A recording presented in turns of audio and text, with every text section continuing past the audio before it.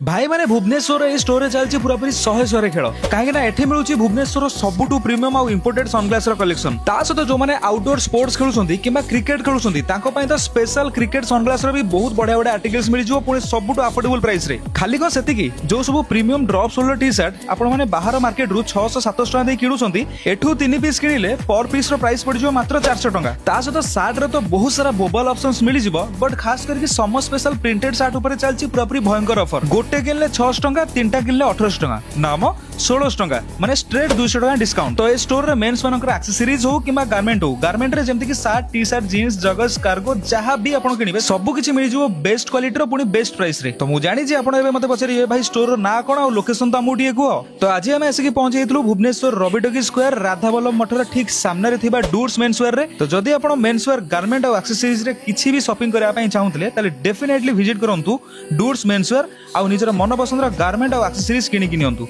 Jai Jagannath.